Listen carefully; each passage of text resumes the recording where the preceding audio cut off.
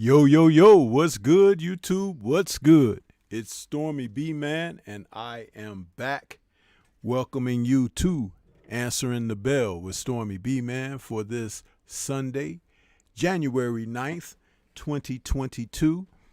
And this is number 23 in the series of Answering the Bell. Greetings and salutations to everybody out there. We are moving right along. Already in the 9th day of the month, time just passes. And I'll tell you something, it waits for no one. Welcome everybody that's out there.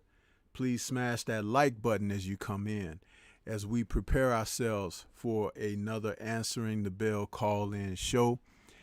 And, you know, when we do this show, it's out here to give us a chance to have interaction, personal interaction, Stormybman, with the listening audience, and you guys have a chance to call in and give your thoughts on some boxing news, what's happening, what's not happening, what you would like to see happen, and we'll talk about fights and, you know, the breakdowns of them and everything, and that's with a up close and personal hands-on means with Stormybman. So see, we got a few people out there already. We got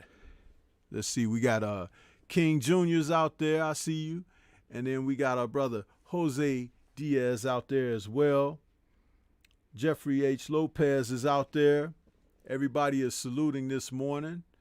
And Jose is saying salute Stormybman in chat. Jeffrey is saying peace and power, salute, hashtag 2022, family and health. That's always important. And he says, hit the like button, people. Salute to the moderators in the chat room.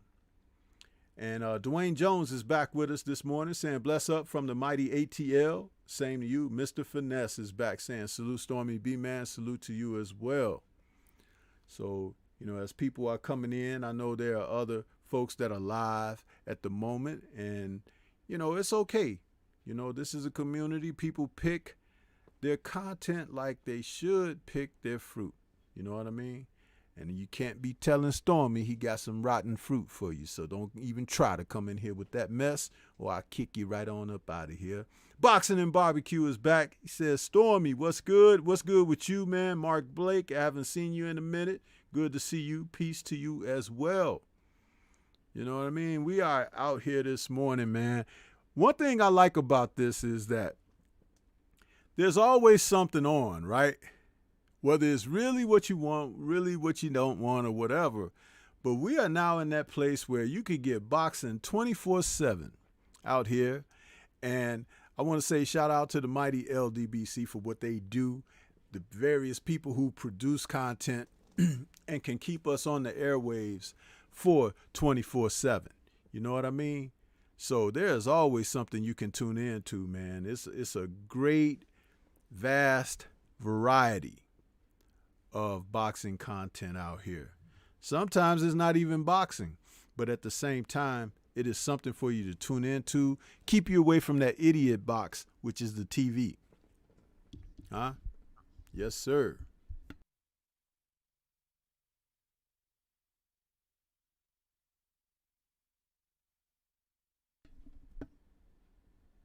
Pardon me, I muted my mic for a second because I thought I had to sneeze, but it passed up. Don't you just hate that? Feel like you got to sneeze and then it comes and then it goes. You know what I mean? It's like, man, you be prepared. But who else we got? I see Jason has come into the building. See you out there. Yeah, that whole thing about sneezing, man. And now you got like, everybody looks sideways, right? It's like you sneeze. It's like, you all right? You got that? You know? It's like, man, you can't even, what was normal ain't normal no more, huh? That's basically the way you could put that. What was normal is no longer normal. Yeah, it's like, what the hell? So, but yeah, we here this morning, man, and we can get right on down into business. Hope everybody is enjoying their weekend. Some people got to work on the weekend, so for those who had to work on the weekend, I'm sorry you had to work, but I hope everything is going well for you, smooth, huh? We don't want nobody to have to suffer, you know. But Stormy will open those call lines up early in the show. Sometimes we run a little long in calls. That way, you know, we could get more people. So I put the number up on the screen as a reminder for those who want to call in and talk about some boxing. I did not catch the ShoBox fights from last night. But what I did manage to do is I got my little monitor here that's near me. I can check out the fights. I'm actually looking at the first bout from last night. These young guys, I don't know them, but you know, there's a lot of wild stuff taking place there and headbutts and everything. I'm like, you know another reason why the headbutts are happening so much in fights of today? Fighters don't know how to get their head offline. So even if I miss the punch, I can hit you with my head as I fall in and it'll still catch you. Fighters who know to get their head offline, they don't really suffer headbutts and head clashes like that. That's another thing that goes back to the rule of thumb of which I've spoken about quality teaching and technique. When you shadow box, you're supposed to be in front of that mirror, shadow box, and every time you throw a shot, your head is supposed to be off center line. It's the easiest way to catch an elbow, even if a shot missed. It's the easiest way to catch someone else's cranium. And the head is hard, man. And it ain't meant to be hit by another skull, let alone a fist.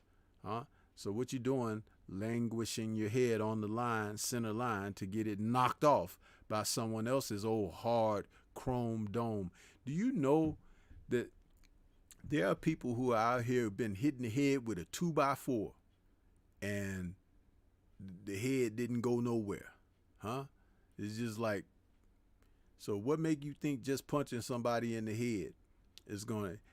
Didn't Deontay break his hand hitting Tyson Fury across his skull in their third fight? Yeah, you could break your hand on somebody. You ain't going to break your hand on their chin. Yeah. So you learn to throw it with proper trajectory and angle it, you know, in the proper place. You get those desired results. Yes, you will.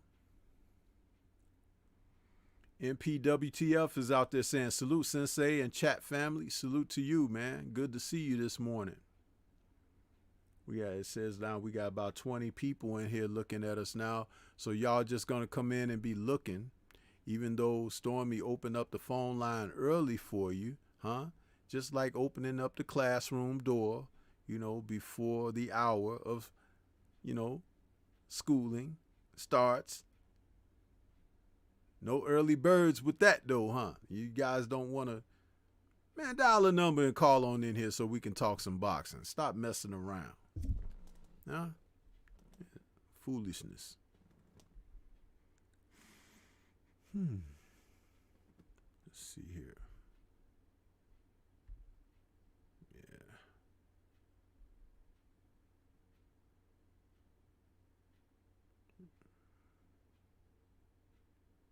Trying to see if I had some images to put up today. I don't think I have any images for you today. I didn't watch no boxing. 704 Joe in the building saying the temple is open. Sensei, smack the like button. Yeah, smack that like button and dial them digits. Come on in here and talk to Stormy this morning. Let's get it started.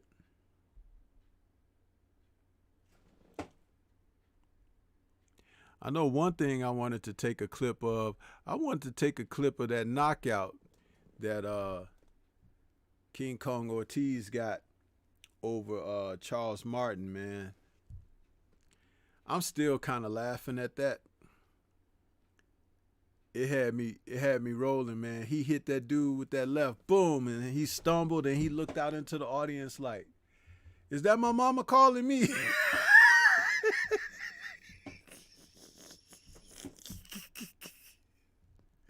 Yes, sir.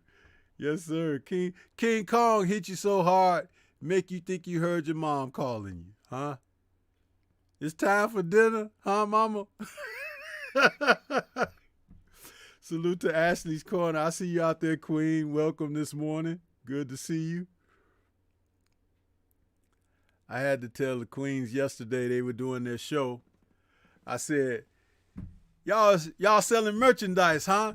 Well, bring your butt on over here and get you some Stormybman merchandise. What's up with that, huh? Ain't nobody wearing no Stormybman shirts, hoodies, coffee mugs, and I saw Ashley drinking out of a coffee mug, so that would go right there. You know, you had your Stormybman coffee mug, so when you put it up to drink like that on cam, they say, oh, she got a Stormybman coffee mug, huh?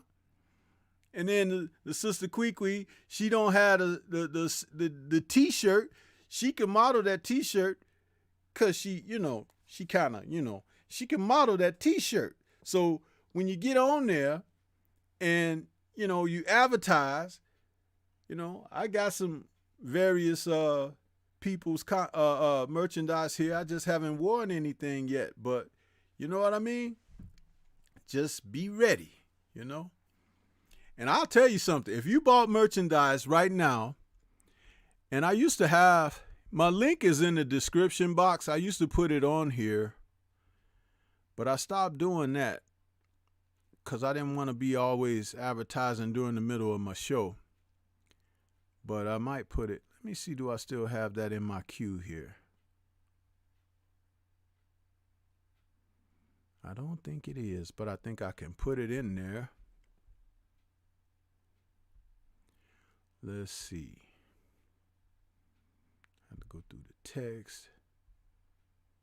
And there we go. Yeah. Let's see.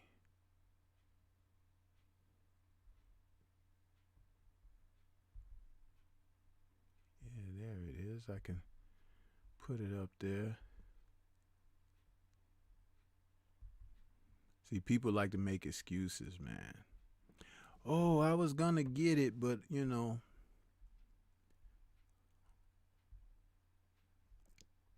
I'm doing this while I'm on. Ordinarily, I would have had it in there, but I had taken it out of the queue.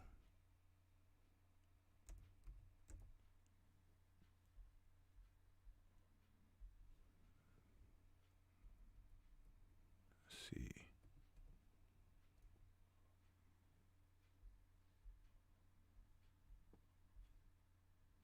See it.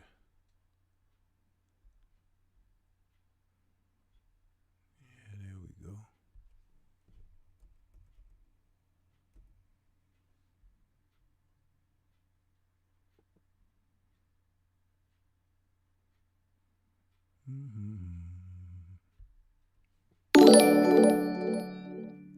All right. We got Terry Smoot Jr. out there in that super chat. Says, Star 2022, right? Support Stormy. Let's donate, family. I appreciate that. I really do. Terry Smoot Jr. Appreciate that. Let's see. Okay.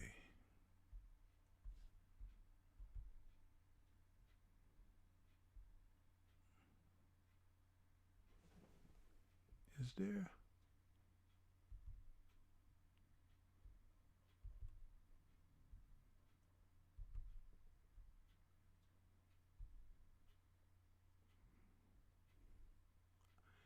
Pardon me, y'all. I'm just doing a little bit of editing while I'm on cam here, trying to get that link for you on the screen.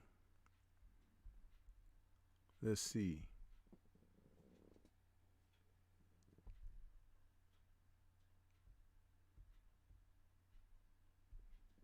Yeah. See that? See, I put that on the screen for you. Can you guys see that there? That's the merchandise link. It's in the description box. So you can go on over there, click on some of that, it'll take you right over to the store. Okay? an assortment of goodies. We got backpacks, huh? We got t-shirts and hoodies. We got baseball caps. We got coffee mugs, huh? A little something in the bag for everybody. Get on over there, get you something, man. It's good stuff. Let's see. Jose Diaz says, gotta be home before them street lights out. Always pay attention to moms. Yeah, talking about when Ortiz hit that brother, man. He stumbled to the side, looked over and started having a conversation with the audience, man. He was like, did y'all see that? Did he hit? Was that my mama? You know, and that's what that was. Yeah, appreciate you. Thank you for your donation there, Terry. Appreciate that. Ashley is laughing. Let's see. She says, it's in your description. I see it. Yeah. Jamal Davis is out there. And listen, every time you guys either do something, you know, you'll get a message that if I'm live and you purchase something, it's going to come up on the screen. So people will see you supporting. You know, it's like, oh, Stormy, somebody just bought a T-shirt from Stormy. It'll pop up on the screen. I got it all hooked up like that. It's just y'all ain't doing your part. Like you ain't doing your part in calling in. The phone lines is open. Call me. Call Stormy and let's have a conversation. Huh? That's right. You know? Jamal Davis says, salute Stormy B-Man and the family. I see you out there. Ashley says, okay, I got it open now. Okay. She said, I like the mug and the hoodie. And there's some other items that's coming. I can't get the new items out until some of these other ones start moving. Then I can interchange them. You know what I'm saying? Dank Father's out there saying, salute OG. Salute to you. Thank you for posting that link there for me, Ashley. I appreciate that. A condo is out there saying seafood. Yes, sir. Mr. Finesse says, was that my mama? He said, yeah, did he look like, hey, he looked like he saw something, huh? The angels was talking to him or something, because he got hit and then he just got disconnected from what he was actually doing. You know, it's like, you know, you're in the middle of driving on the expressway and you just open the door on the car and get ready to step out the car and leave the steering wheel. Yeah, that's what he did. He hit him so hard, he knocked him into another dimension. That's what he did. Jose Diaz is laughing. Yeah, man. So, but yeah, Ashley posted that link. I appreciate it. And then I got it back in my queue now where I could just put it up on the screen when it's necessary. But, you know me, I'm always trying to do something new with my graphics and all of that. I like doing all of that stuff. Jamal Davis says, I'm definitely going to support you, brother. I love your channel. Love supporting my people. Hey, man, I appreciate that, bro. Really do. Let's get somebody to call in, though. Why I gotta beg people to call in on the call-in show? I opened it up early. I didn't start talking about nothing else. I wanted you guys to be able to call from the start. You know what I mean? That way, we make this thing work. We got, it says that dropped down from 22 people. There's more people dropping out. There we go. I hear something. Huh? Who was that? It just ring 2 times?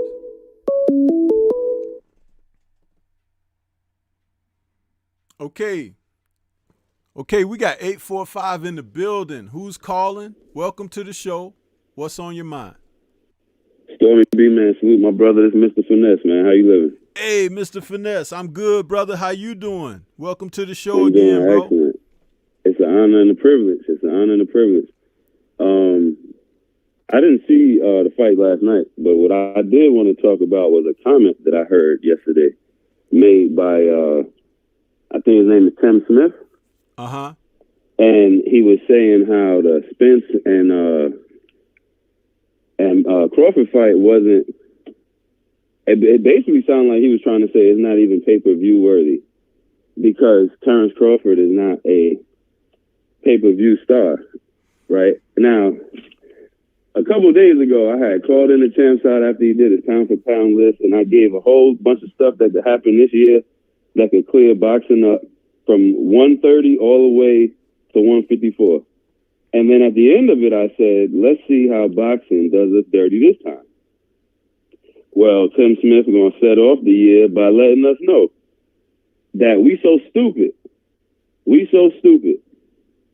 to believe they think that's not a big fight or pay-per-view worthy fight because Terrence Crawford is not a pay-per-view star. Is Mario Barrios a pay-per-view star? Or Charles Martin or Luis Ortiz? Pay-per-view stars? Bring it, bro. Shit, Bring it. They about to give you Keith Thurman and Mario They about to give you the two dudes that lost the last pay-per-views. The losers. Yeah, talk about it, bro. Bring it. We, the boxing fans, are so stupid, are so fanatic. We are so anti-ourselves that we're supposed to believe Terrence Crawford and Errol Spence is not a pay-per-view fight, but Charles Martin and Luis Ortiz is. But Chris Arreola and Andy Ruiz is a pay-per-view fight. If y'all remember when they were trying to sell you that. This is the way the boxing world treat the boxing fan because they know, and here's the saddest part of it, Stormy. After everything I just said, people still gonna go and buy Thurman and Barrios and buy whatever is anti the customer. You see, the boxing fan has now confused himself with a promoter. The boxing fan has now confused himself with a fighter. When I say I'm a fan of the sport, but these guys are not my heroes. You understand? I don't want to be Errol Spence. I don't want to be Deontay Wilder. I just like watching them fight, and I like what they stand for. Right. But I want to see Errol Spence fighting the best fighters because that is the sport that I love. High competition. If I watch the NBA, I want to see LeBron versus Steph Curry, not LeBron versus the damn Cavaliers. Right. If I'm watching football, I want to see Tom Brady versus Peyton Manning back in the day, not Tom Brady versus Blake Bortles. But you see, that's what I'm saying, Stormy, is the fan is such a fan of the person. These are their heroes. So they don't want to see their hero tested because he might lose. Well, that's because Mm-hmm. we can cook on this for a minute, man. I'm glad you called with that subject because there's so much to dig into there. But I'll start from a point where what you just lastly said, and then we can kind of work our way up the ladder. Okay. You just said that there's so much of fandom for the individuals that they don't want to see them marred at all. They don't want them to lose. They want to see them as ever winning, ever representing in a positive sense in their positive mind, not necessarily yours or mine, but whatever that may be. They only want to see them encapsulated in that. That's not reality, because no one will tell you more than I will that losses are a part of life. Huh? Absolutely. Setbacks. Absolutely. Huh? Are a part of life. What you have to overcome. Sometimes what you have to endure. Some people's tolerance for endurance isn't that much because they've been safely kept in most of their travails in life. But that's not a reality either. See, this is now the participation trophy generation grown up. Yeah, that's what happened when they grew up, huh? Because they started out, they graduated from kindergarten, they graduated from first grade, they graduated from second grade. How many damn graduations you gonna have? Huh? Seriously. Did nobody get left back? Oh, I grew up, there was plenty people got left back when I grew up. There was people left back from before me in my classrooms. Right. Had beards and everything. I'm like, Right. looking around, I'm like, that dude should be working at the gas station or something. He's in the 9th grade with me. Huh? You being in middle school with a grown man. You're absolutely right. Yeah. That was the reality when I was coming up. Nowadays, you got guys who have been passed through class, got a diploma in their hand, and talk like this. Dear. And if you ask them to write their name, God bless you. Huh? But they got a diploma. Who endorsed that? Huh? So remember how it starts out. Participation people. Huh? Yeah. Valedictorian runner-up, and the person who could have been valedictorian, but they didn't come to school enough days in the school year, and all that. No, only him or her. You know what I'm saying? Nobody else. Absolutely.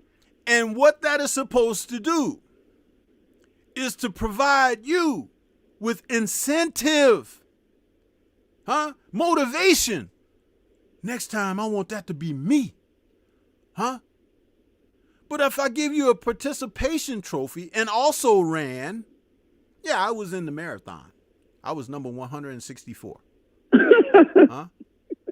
But you didn't win. You came in the 207th spot. But I'm going to give you a trophy? No. But Stormy, think about it. Wait. I ain't finished. I just want to say this. Then we can roll forward, because I can draw this out. But I want to say this. Those are the people who you're seeing now making these decisions, like Tim whatever, the TF, and people like him, and the fan base that you're talking about. That's that generation. The also ran generation. So when they talk about generation X, generation Y, no. Generation F. And you can fill in the rest of the letters. Because that's what you're getting out of them. Effery. Yeah. That's what you're seeing. And they can't discern proper judgment or assessment because it was never implemented in their lives. How about that? You are 1,000% on point. And just to make your point, just to give it legs and how that applies to what we're talking about, participation trophies, being rewarded for losing. Keith Thurman and Mario Barrios just lost. Yet they're about to be a pay-per-view fight. Yeah. How about this? I'm gonna take it in a place nobody expected. Mauricio Suleiman. Does he look like to you someone in education during his process may have had many awards or accommodations, accolades, whatever? Does he come across as that to you? A participation award. No, don't jump ahead. Does he come across as one who may have received proper acknowledgement and everything? Hey, you scored a 100 on that geometry exam, huh? You scored the highest score you could score on your reading and your reading and comprehension. No, right. So guess what he does as an adult? Because he's younger than me.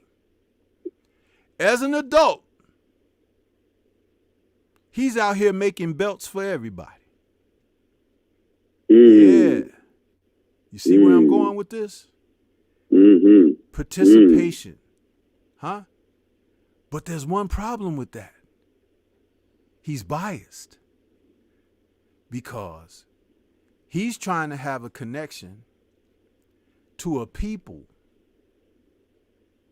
that are not even his own. Did Stormy say that? Yeah. And so his own personal inadequacies are invoked through his actions. Message. And he's making other people pay for it. Yeah. Huh? I told you, once you start, present me with something, I can take it home. Huh? And it all makes sense now, don't it? Sure does. So when I just mentioned Mr. Tim Fuckery a moment ago, I think I'm past that point in my show. You got to be about 15 minutes in before you start using foul language or something like that. That's what I was told. But yeah. Bud happens to be a culprit in this, and he's also a victim in this. Right. By his own doing and not by his own doing. See, this is Bob at work here. You think you're going to walk away clean, boy? You got to know who you're playing with, bro. I say it all the time. The game remains the same. Only the pieces on the board, the players, the chess pieces change. But in order to navigate, you got to know that there's a game to begin with. It's not a matrix, but it is a system. And you have to understand that when you have a system, the system was devised by someone. And the someone is the person that is benefiting from it, not you. You're just a subject within the system. Yeah. How about that? So, I'm going to jump back in the chat, man. Bob Arum and keep and listening. all those guys are a part of this. Now, do you want to continue to allow this to manifest? Or are you going to kind of unplug, as they say? Take the red pill and see how deep this sucker goes. Because you're going to find a lot of discomfort. You're going to find a lot of what you don't like. Some of it will make you puke your guts out. Huh? But the reality is when you see it and you show it to them and you put it right back in their face, what can they say? But as long as you got those out there who will cooperate saying, yeah, it can continue. Yeah. Tell me I'm lying. You ain't lying. You ain't lying. And as long as the fighters and the customer, who happens to be the fan, continues status quo, this is what's going to happen, because we can come on the shows as the customer and speak about it. But if you speak about it and then turn around and affect the bottom line in a positive manner, then you're not really helping the situation you're speaking about. If Errol Spence and Terrence Crawford fought, I'm sure everybody listening to this show and everybody who would hear the playback have no problem spending hard-earned money on that, because it's a great product. But we don't have to settle. You don't have to go and beg boxing to give you good fights. The bottom line is all they're about. Boxing, that's what's so good and bad about boxing, is anyone could get involved as long as you got a couple dollars, because the sport is all about a couple dollars.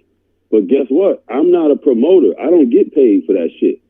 So it doesn't really matter to me how many seats this person sold or pay-per-views this person sold. That doesn't matter to me. I do understand that it matters to the business, but I'm not in the business. All of a sudden, man, out of nowhere, these fools, and I'll call them fools because they allow the ignorance to come out of their mouths, would say nobody is going to buy this pay-per-view. Nobody is going to, that they're going to stream it. And you haven't heard that. That's a new one. That's a newbie. They've been keeping that one on the back burner. Okay? What other excuse can we make? Right. Huh? You see how foolish that sounds? They weren't concerned about people streaming Martin and Ortiz. Facts. They weren't even concerned about this when they were running those pretty damn good fights we got in the fourth quarter of 2021, when some of them were not pay-per-view worthy, but some of us purchased the pay-per-view because we want to watch some damn boxing. Which is why on my year-end show, I said to everyone, I said I was putting a call out for all content creators, channel operators, to state, okay, and I want to say salute to my man John Page out there and my man Scrapbook Boxing. I see you brothers out there. I appreciate you guys stepping in this morning. I put a call out that we call them out on making these un-pay-per-view worthy cards and putting them on pay-per-view just to supplement the shows that they're going to have in the future, because that's what that's about. The promoters now have found a way to offset what Al Heyman has done for a lot of these young fighters. Yeah, I said it. You want to know why Al Heyman is so hated and out there? And you don't even see the man. He's not got a camera or a microphone in front of his face, but you hear fighters speak his name. You hear promoters talk ill of his name. But he has helped a lot of young men get on the right track economically. Yeah. And that has forced certain promoters to do their job when they have been enjoying not doing their job.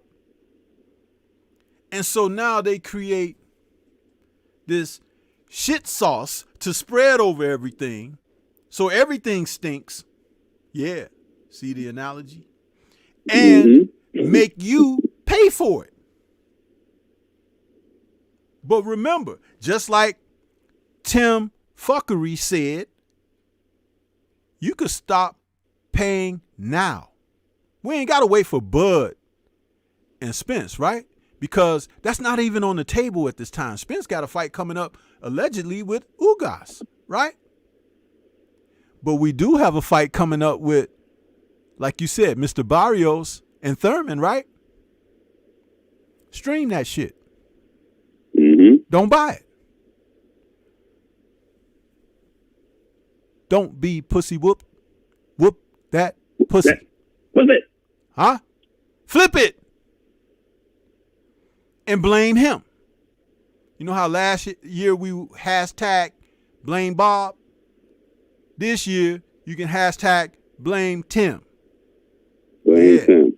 That's how you make it work, people. I am not trying to say anything that you shouldn't hear.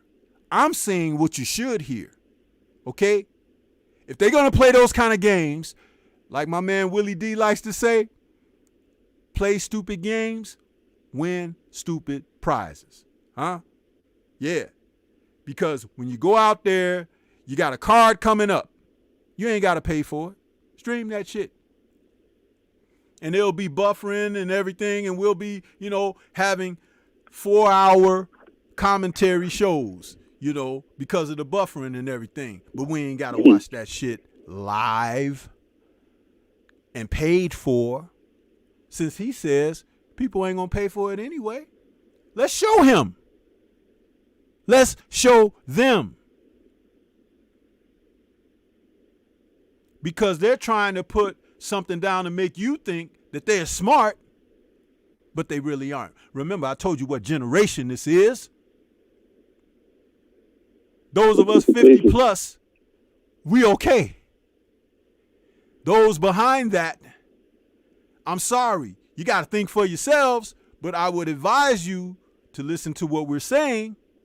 It's going to help you out a great deal, because that participation era, what you think they participating in now?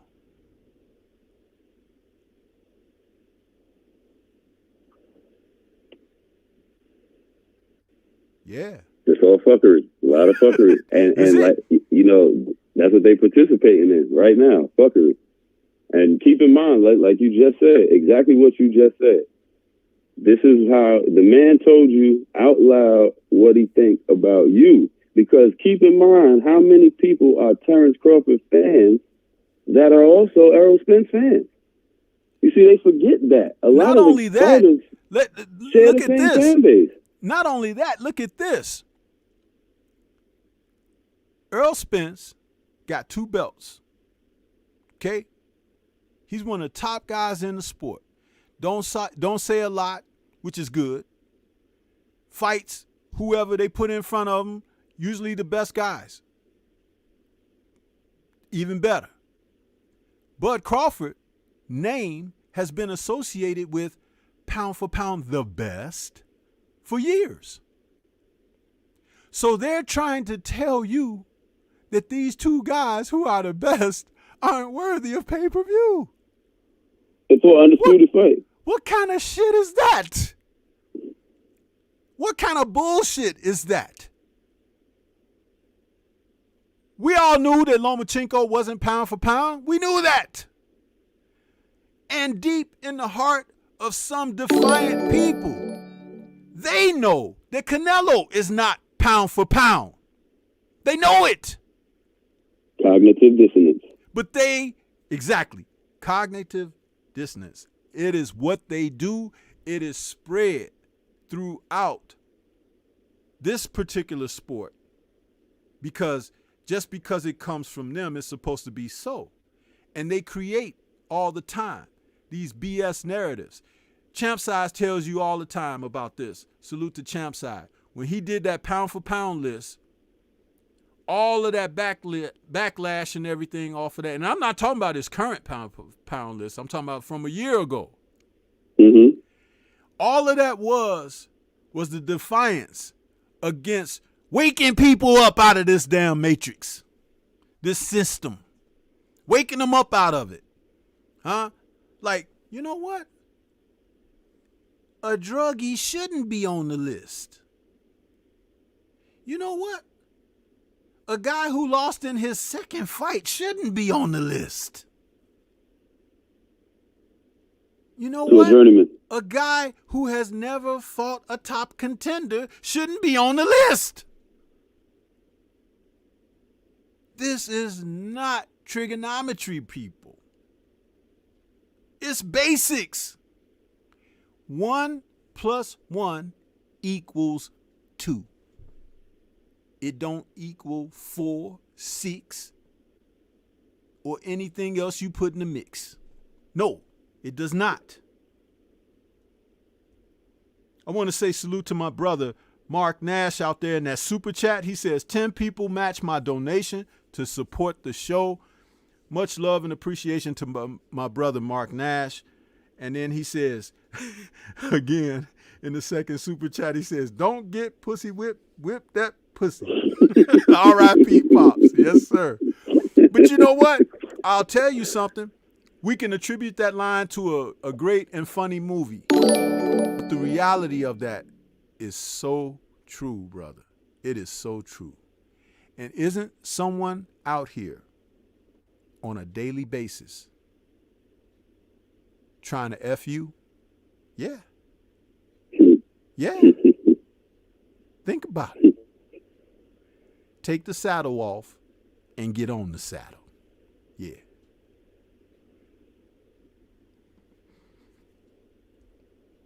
We live in times where independent thought is not a popular thing,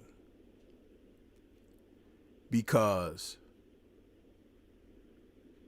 Everybody trying to make it off of somebody else's blood, somebody else's hide. And if you think that the person who is the host trying to leech off of your blood is going to tell you, you really need to get me off of your back because otherwise I'm going to drain you. That ain't going to happen. It ain't going to happen. You just going to look up and everything going to be gone. Huh? And then they'll just go to another host. But being a independent thinker right now is not a very popular thing at all. You can see it in our world around us, what they're trying to do to people. And I'm not trying to tell anyone to do anything, but start generating some brain activity and become invested in what's best for you. And when we minimize that and shrink it down to talking about the sport of boxing, you got someone that's trying to tell you what is and isn't pay-per-view worthy. I think your buying dollars can tell you that better than they can. Huh? Do you really want to see Keith Thurman and Mario Barrios? Keith Thurman should be fighting a top contender, Virgil Ortiz, huh? Jerron Boots Ennis, huh? Conor Benn, Imantas Stanionis, any of those guys, come back and fight them. You know why? Because that's a challenge for you. That means that when you get in there, you got to be ready to throw down because those are young, hungry lions. Not a guy that just came out of getting knocked out by a 135-pounder. Huh? And I say 135-pounder because where's Tank campaigning? So you mean to tell me you want me to pay pay-per-view dollars to watch Keith overweight Thurman beat up on Mario knock the hell out Barrios for pay-per-view dollars in a mismatch? And that's not saying that Barrios isn't up to beating Keith, because we've seen Keith's latest performances, right? And he has not looked like Mr. One Time in years. But why should we pay for it? That's an undercard fight at best. An undercard, not a co-main. Maybe the second fight of the night on the main card. Yeah. Mind you, Keith Thurman is a guy who has once said, fuck the fans. I don't give a fuck what the fans want.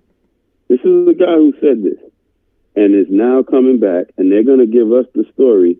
Well, you know, he's coming off a layoff and he was hurt, so he's getting a tune-up fight.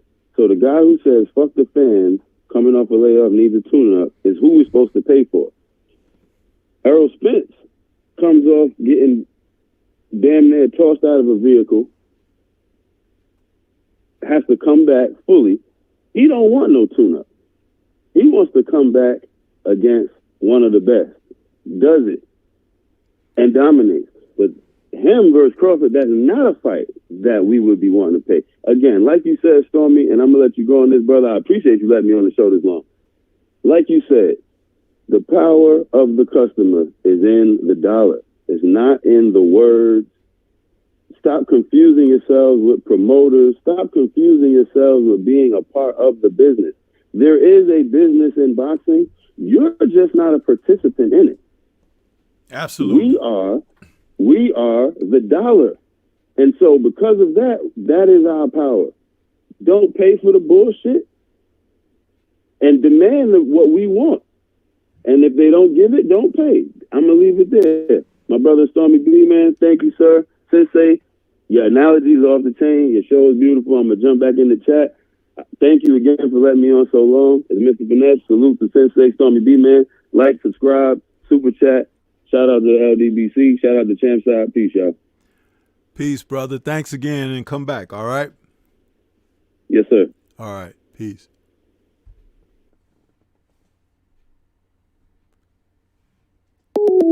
That was a great opening call from Mr. Finesse there. And salute to my brother, Mr. Pac-Man 216 in that super chat. Cash App, excuse me. He says, for the first fight on a blockbuster pay-per-view fight. Thank you so much, Mr. Pac-Man 216, man. Appreciate you, bro. Appreciate that. Yeah, and that's your dollars. You know, you make them make sense. You make them make sense, because that guy, Tim, coming out there saying that crap that he was saying. Now, Keith Thurman is PBC, right? Don't buy that fight. Stream it. Because it's not a pay-per-view fight. If Terrence Crawford and Earl Spence isn't pay-per-view and people are not going to pay for that, then we damn sure ain't going to pay for Keith Thurman and Mario Barrios. What the hell they talking about? Salute to PGH Big Dog out there in that super chat. He says, salute Stormybman. Match Mark Nash's request. Okay, I appreciate that, PGH. Appreciate that. We have a few more people that came into the building while we were cooking on that subject. We got my man Drew Titan out there. Salute to you, Drew. Appreciate you stopping by. The Queen, Tay Brown, now Tay MMA, Combat Entertainment. Appreciate you stopping in, sister. Who else we had? OG Eric in St. Louis is in the building. Yave, my man, is out there. And salute to Mr. Finesse again, back with that super chat saying, salute Stormybman. Appreciate you. Keep cooking. You know I will, brother. You know I will. Thanks again for your donation to the channel. Yeah.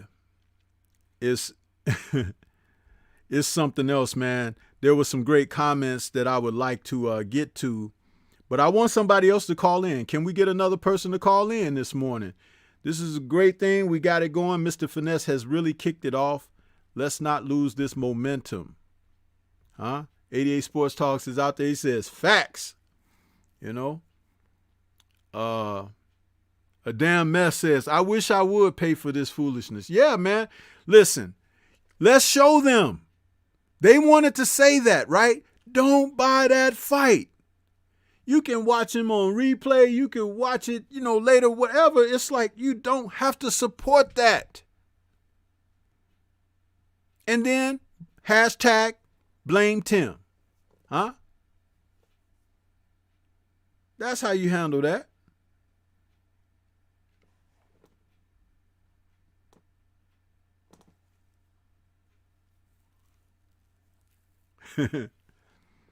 Tay says, Master C4, I just said, so player on deck. Okay.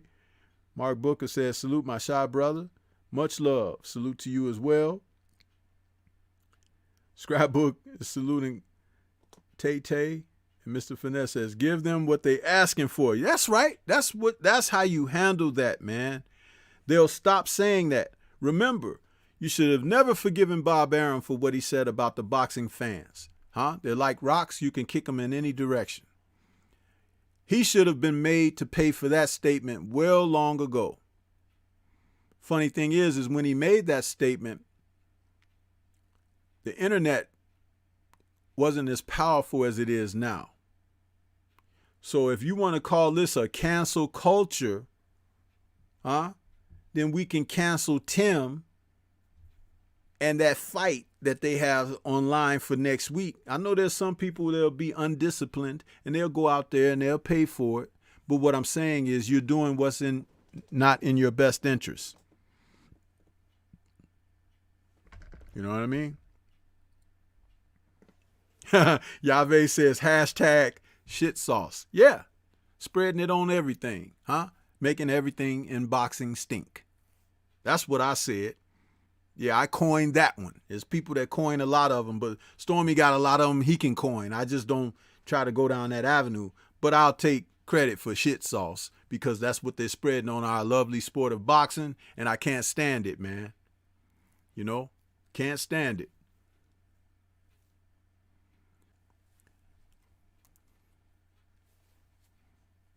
If he's on that card, is unfortunately, he can be, friendly fire.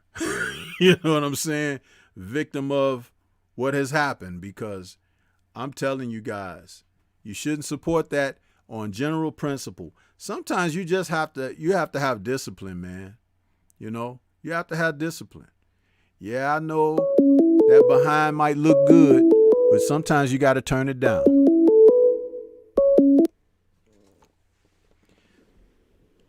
Okay, we got my brother in the building, Drew Titan. What's good with you, Drew? Sensei, what's good, bro? Oh, man, it's all sweet, man. How you doing?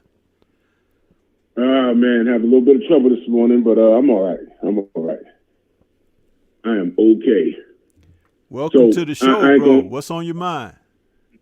Oh, man, I got a lot on my mind, but I'm going to keep it simple. Can't talk long, but I want to I have a question to the community. And I don't care if you're directly affiliated or not, but this is an overall question. Is any of these things that we speak on a daily basis, the issues, to me, there's been more bad news than good. You know what I'm saying? Are we in a state of an emergency in reference to the sport of boxing right now? Because we have tried to make light of everything. And the candle is burning out, man. And it's burning from both ends, if you get what I'm saying. It's burning from both ends. And we are force-fed certain things. And it seems that we are forced to accept things that are mediocre for excellence. And everything that's going on, it's now happening at a rapid rate. King Kong Ortiz had some trouble. You know, I think it's more or less it's because of, you know, age is catching up to him, and we saw the real Charles Martin. Ring IQ got him out that fight, so it was a really fun fight to watch. Like I said before, Charles Martin didn't lose any stock in that fight. In fact, he gained some because, you know, he had King Kong in trouble. He was losing the fight until he ate something. But now we've seen this guy, Hergovich.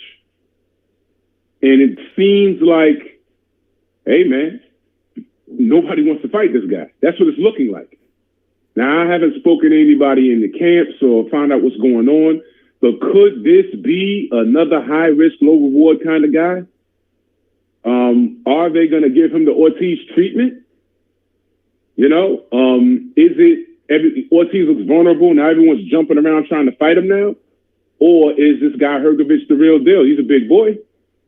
You know, he looked like one of those cavemen. You know, he got that caveman look. You know what I'm talking about? You know, is he dangerous? We don't know, but is he going to get that Ortiz treatment? I don't know. You know what I'm saying? And I know I'm jumping around here a bit, but there are a lot of business moves. And I always say, you hear me say it every day. I understand the business of boxing, but you cannot make me like it.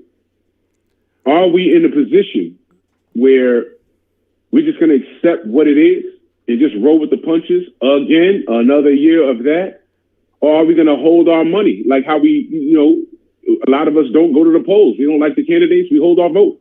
Well, and I don't want to get into that. Let me pause you right there, because you brought up some. You brought. I can decipher maybe 3 points out of what you said thus far. Now let's not go with too many, because there's plenty of meat on this bread. Check this out. Let's get it. You said that you feel like we are being. I guess I'm paraphrasing you and saying this way. We're being force-fed, you know, sub-quality material, content to be accepted as, you know, something that we should be appreciative. At least we're giving you this. You should be happy, you know? Correct. And let me take us back a few years ago to 2 undefeated heavyweights, okay? Deontay Wilder and Anthony Joshua.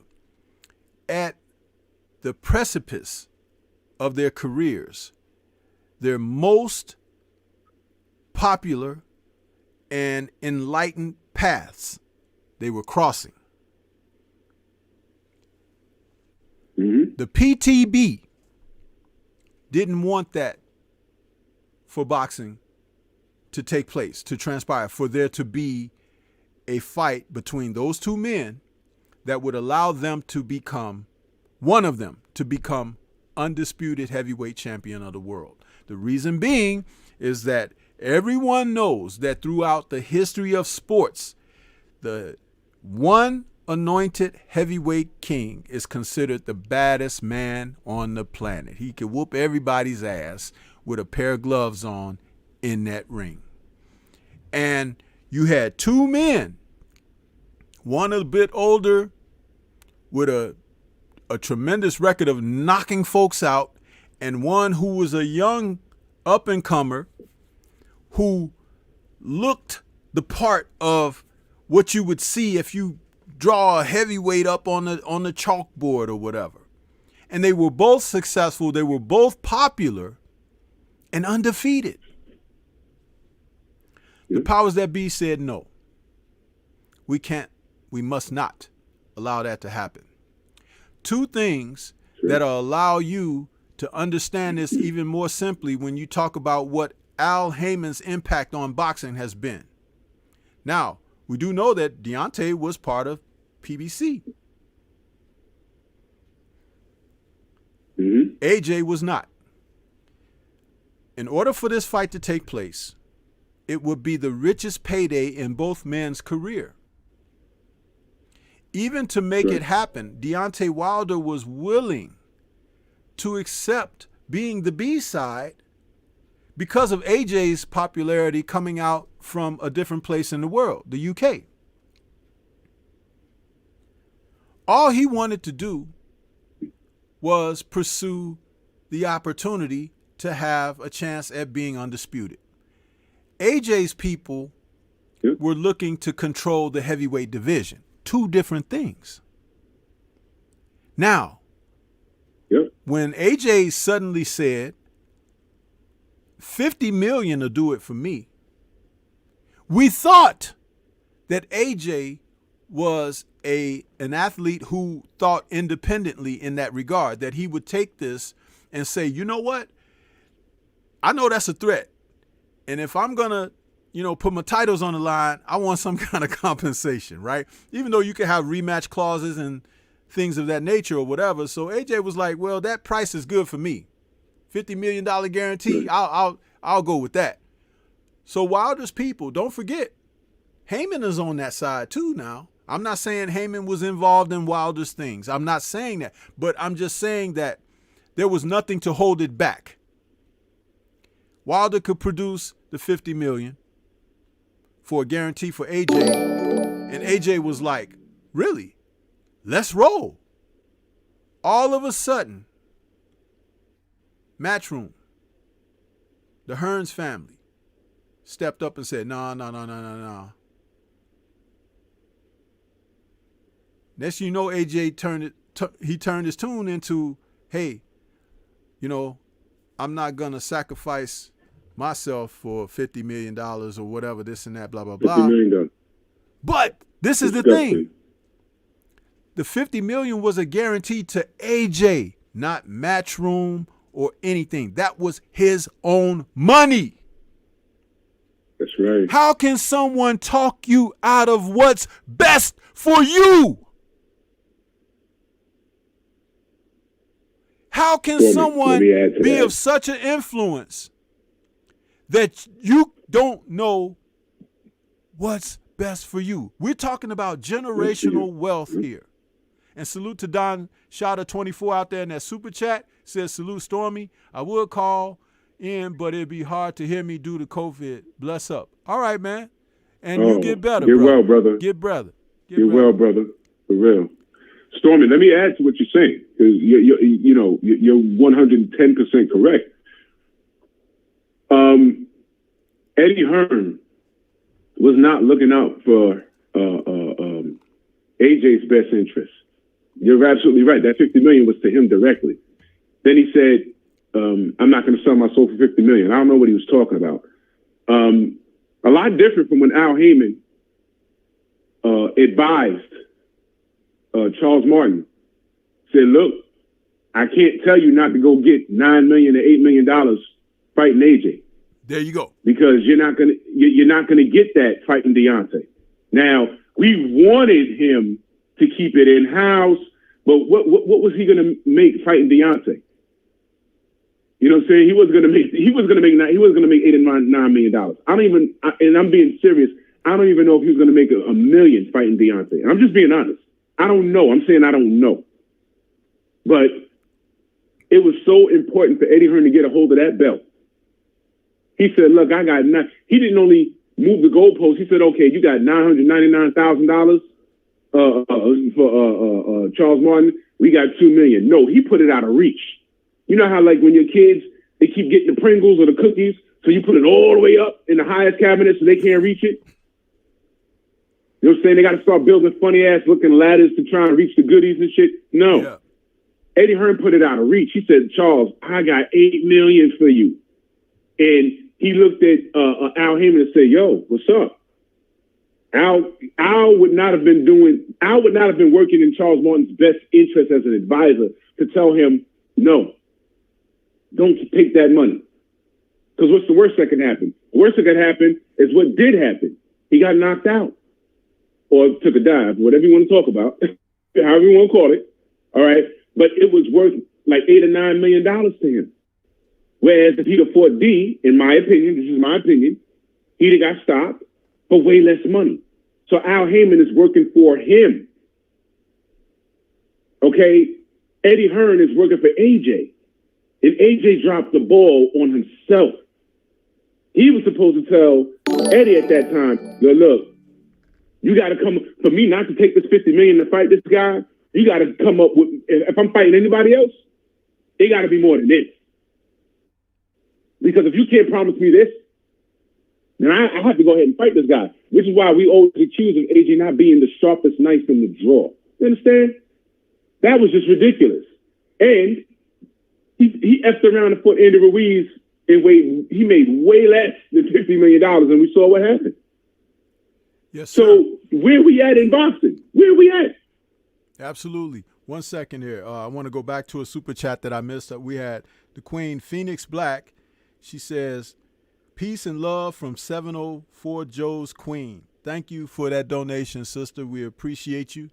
And we got another one from Don Shotter 24 saying, by the way, I'm never forgiving AJ and Eddie for robbing us of Undisputed.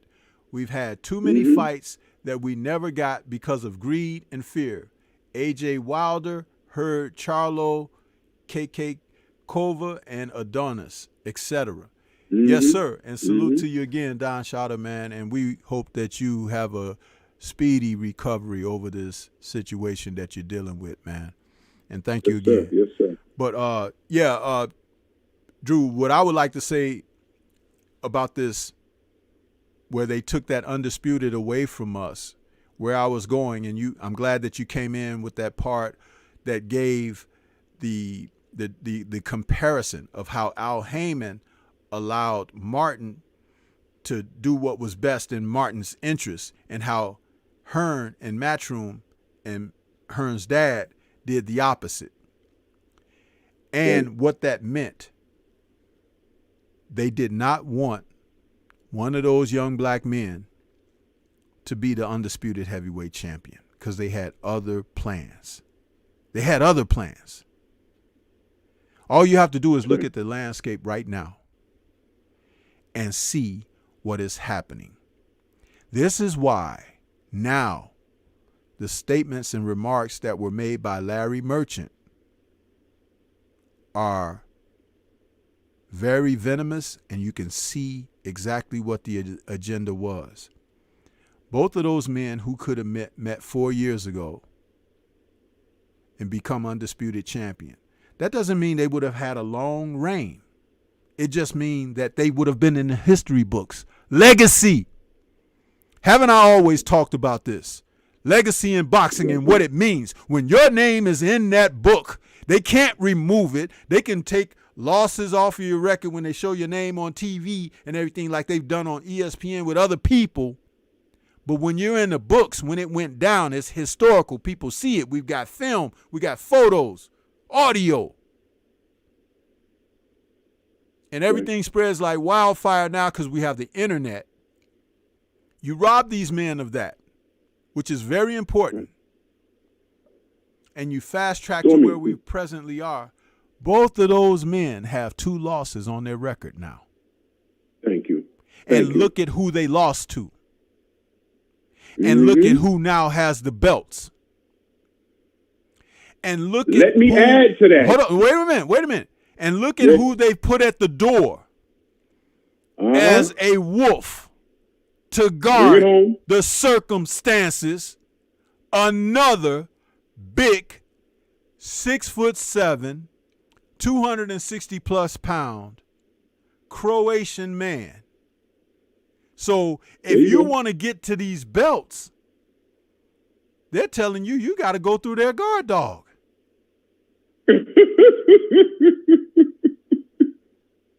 And I'll tell you something. I did a video on Filip Hrgović a little over a year ago. I stated he was going to be the next man up. I didn't do that as being Nostradamus. But you know the rhythm. I can also tell what I've been telling you all this whole time. These Western fighters, our brothers in America and non-brothers in America, don't have the skills, don't have the talent, don't have the coaching combined to deal with what's presently at the top. Because it takes a complete fighter to be able to do so. We have very few complete fighters to do so. And it's a combination of those things I just mentioned that would make it happen, but it's not available to you right now. When you hear me talk about these guys not being skilled and not being trained and coached up, this is what I'm talking about. That's right. Because you have to be able to make adjustments. You have to be able to endure. You have to be able to put out. You have to be able to be a complete fighter. How many complete fighters? Even the young men that you know their names of today, you can run them off in the chat all you want. And I'll tell you what's wrong with each and every one of them and why they won't be successful. That's the toughest pill for you to swallow. But I'm going to tell you something. When Larry Merchant said those words, he saw the landscape. That's why he was able to speak with such confidence and so unapologetically. Yeah. Is Deontay Wilder the last heavyweight hope? Black heavyweight hope. Black. Great black hope. To be specific. Yeah. He said it. Now who's going to prove him wrong? There you go. He was telling us. Go ahead, Drew. And to the detractors, I want y'all to think about this. So the people that are walking around with their heads in the clouds and saying that, oh, we're just playing a race card or whatever. Look, let me tell you how you kicked yourself in your own ass. To you guys. We should pay attention.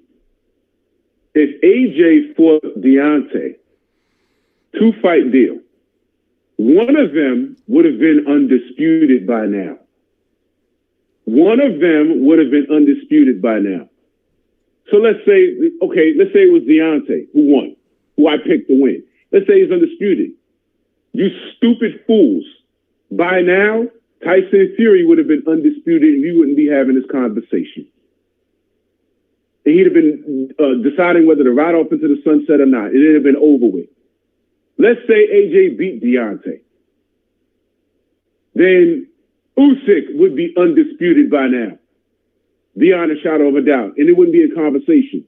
So you enabling the nonsense slowed up the process in itself. Now these belts are scattered all over the place. You see how you kill your own self, you step on your own nail, you fall on your own sword? This is ridiculous. We could have had these questions answered 2 years ago, man. 2 years ago, when it could have been one champion, one face, one name, it could have been Deontay, could have been AJ, and by now, what do we know? Wilder got robbed, and Fury's the winner, and no one cares. Usyk, if AJ was undisputed, Usyk would have beat him straight up, and that'd have been the end of it. And I'm skipping Ruiz because AJ went and got it back. The questions would have been answered by now. But because y'all so busy enabling garbage, there's still no answers. And guess what? I honestly believe, I don't think we're ever going to get the undisputed a question answered in the heavyweight division ever. Because it's not in their best interest. They don't have to because they're controlling it now. They're controlling everything now. That's all they wanted.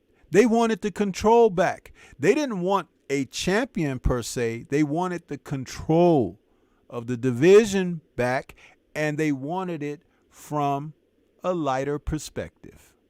Yes. I want to go back to the super chat real quick for Don Shada, who's back in that super chat, saying, now look at the heavyweight division with Champ recovering. They praying he retire. Now White and Fury can't agree to a fight. Usyk and AJ, whoever wins isn't beating this Fury. F. Larry Merchant, PTB afraid. No, they're not afraid. They're not afraid at all, Don Shada. They are in a driver's seat that you all could not perceive, which is why, more than anything, it's disheartening and disenchanting that Anthony Joshua couldn't see these things. Deontay Wilder spoke to him in private conversation and tried to help him. Only thing he did was take it all back to Ed Hearn and his masters, where they just decided that we won't entertain anything with Wilder after that. Once they really understood that Wilder was a lot more intelligent than AJ. So they made certain that the fight wouldn't happen. It's not about being afraid. People who do horrible things to other people don't do it out of being afraid. They do it because they're sick. You understand? There's an illness that is about being discriminatory and biased against someone else because of their nationality, where they come from. That's an illness. And what you do with people that's ill, you give them some medicine. And the type of medicine that is required, I can't state on this air, but doctors know what I'm talking about. And we got plenty of doctors. Lifetime contract. Lifetime contract he signed with Eddie Hearn. I don't know what that entails. When I read that, I didn't even want to look too deep into it. I said, well, it's over, fam. It's over.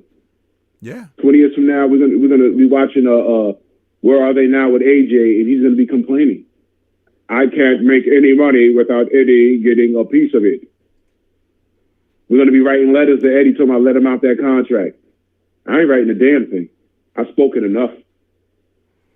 This is ridiculous. After hearing that interview that he gave this past week, I don't know that he's going to fight much longer because he's a bag of cats right now in his brain, in his mentality.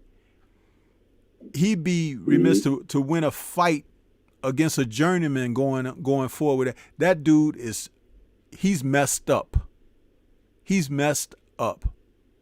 He's talking about listening to positive thinking speakers and everything, and tapes and playing through his earbuds instead of music and everything about how to be positive. And this dude, he is messed up. Oh no, I didn't see that. I talked about it on the Friday night chop session, bro. Yeah, brother. And I talked about Philip Herkovic as well. Yeah. Now, just a month ago, he was talking about Big Meech and Larry Hoover. Yeah. Getting back to his roots. Yeah. That's what I'm trying to tell you. He don't know what's going on. You know what he should have did? He should have been listening to his dad. Because I believe his dad knew best. His dad wanted to beat Eddie's ass after the Ruiz fiasco because he was backstage told him, no, I don't want him to go out. He's not right. That's what that was. I think he should have listened to his father. This is no good. This is no good. Listen, keep telling you, people don't listen to Stormybman's content, man. I put stuff out there. I don't bang no drums. I don't sound no alarms. You just have to tune in where you can, and you'll hear it. It's right there. Right there. Talked about it, and I'm saying it. It's like, and you just brought in something that I didn't even mention in that show, but I was going to play the clip anyway, but I didn't. About, he was just talking about those gangsters and everything. If you so gangster, why you got to go listen to motivational speakers and everything to help get your psyche back on track? Because you never was on track. You understand? Never was. I made the analogy about him and Tyson being people who need people like Custody Amato. And once Custody Amato was no longer around for Mike became a rudderless ship. AJ is the same. He's so bad over there that guys are beating him up in the gym. And now Lawrence Okolie, who is I think the WBO cruiserweight champion, they said off of his sparring with AJ alone, he has now elected to go up to heavyweight and start competing in the heavyweight division. Yeah, I talked about it. Friday night chop session. It's right there. Yeah. Oh, no. Yeah. Okolie is going up to heavyweight because he's been whooping AJ's ass in the gym.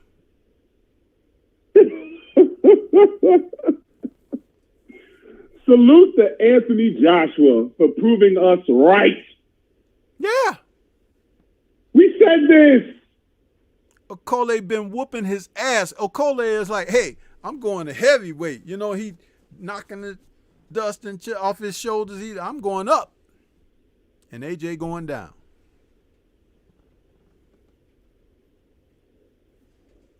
AJ not beating Usyk, man. AJ's not beating Usyk, man. He's not going to beat Usyk.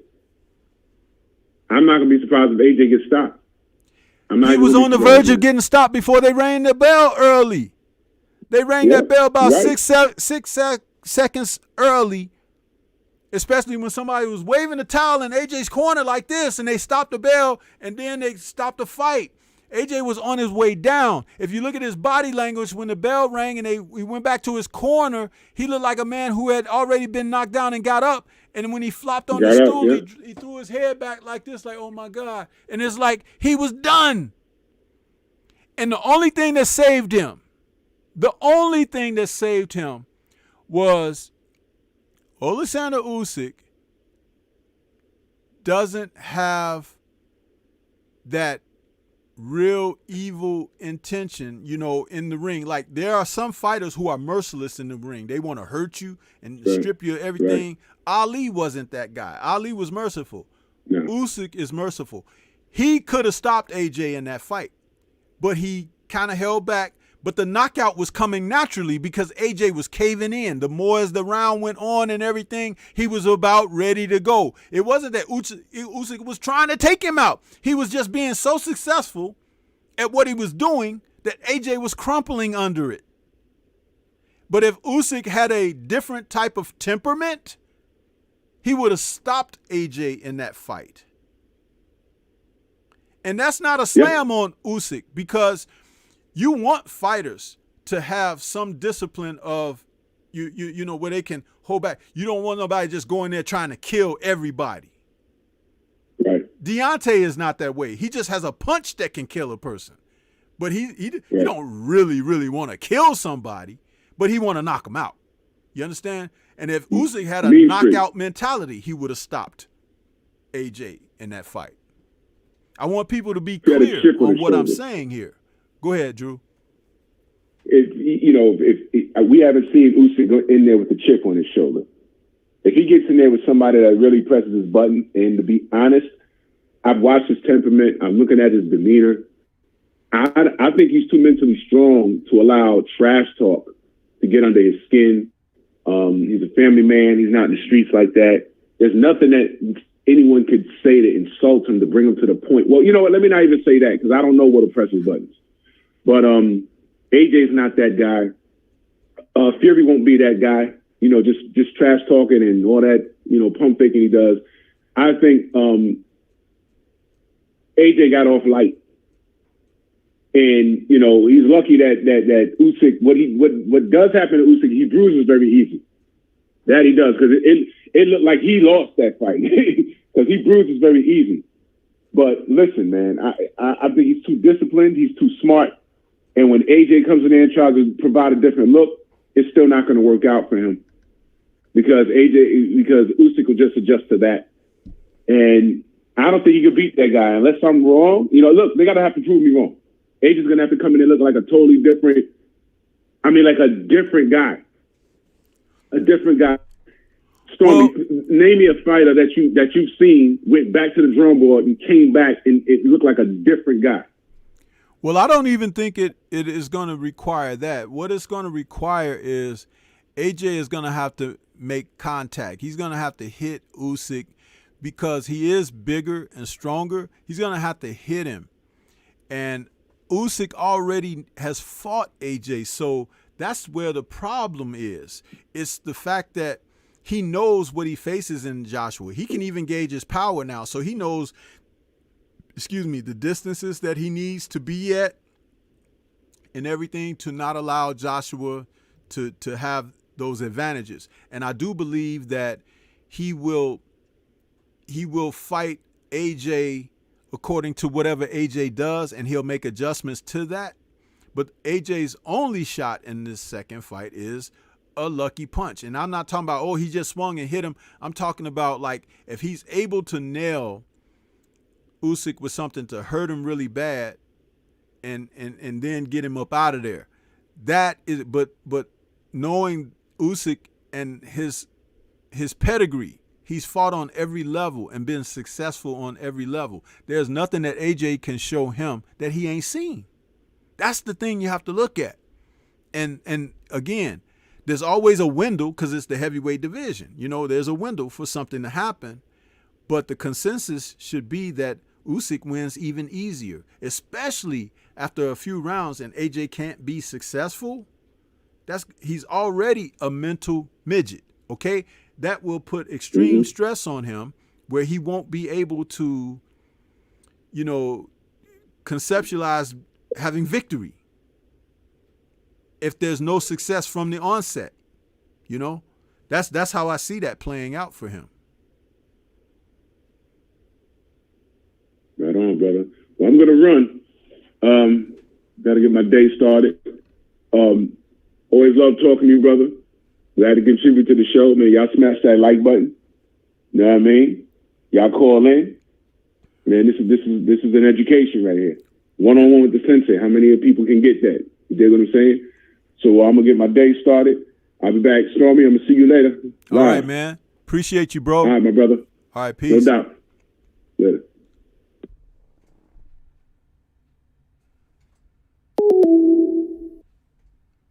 And that was a great call from the brother Drew Titan, man. We'll be on his channel later on this evening, so make sure you guys tune in.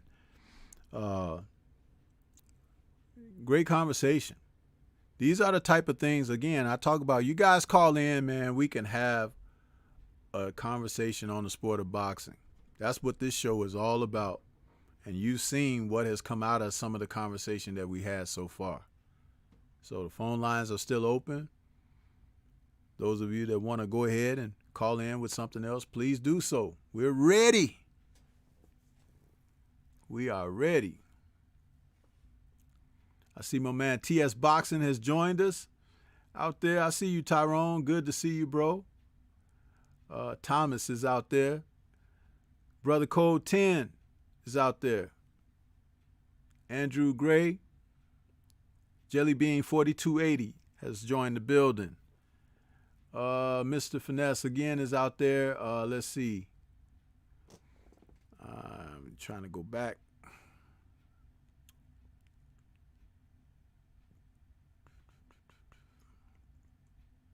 A lot of stuff happening, man.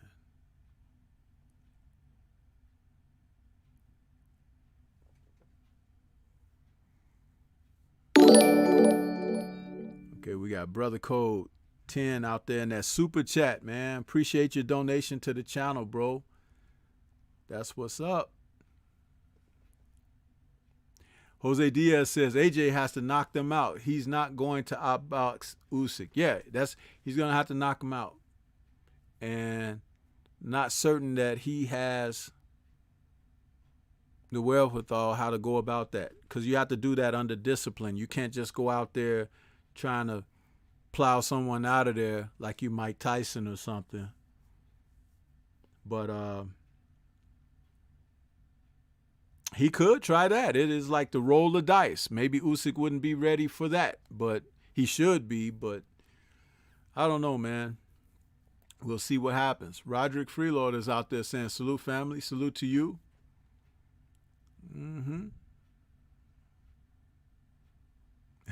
TS Boxing, he says, Okole can't beat Breeders. Yeah, he might not be able to beat Breeders, but there will be some guys at the heavyweight division he can take advantage of. I keep talking about a lot of these guys are not coached up. They're not complete fighters.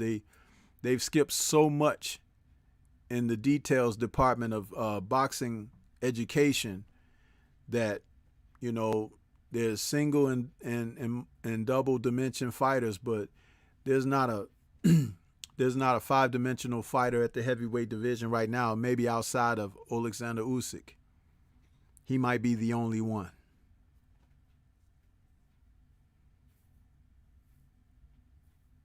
Mr. Pac-Man 216 says, AJ is a mark. Man, you know, when you get called that, it's like, oh, man, that's old school, chump. Okay, we got 402 in the building. Who's calling? Welcome to the show, and what's on your mind? This is D-Ray. Stormy, how you do, bro? Hey, D-Ray, I'm pretty good, man. Welcome to the show. Thank you. What you got on your mind? What's up? Okay, well, first off, that hashtag Timmy, bro, what's his name? Because they might get him confused with the Tim Bradley, you know, and I want to make sure that all the whatever's going at him, that it's received to him and don't go to Bradley on accident, bro. That's all I'm trying to say. Okay, you said the hashtag what now? What was his name? Tim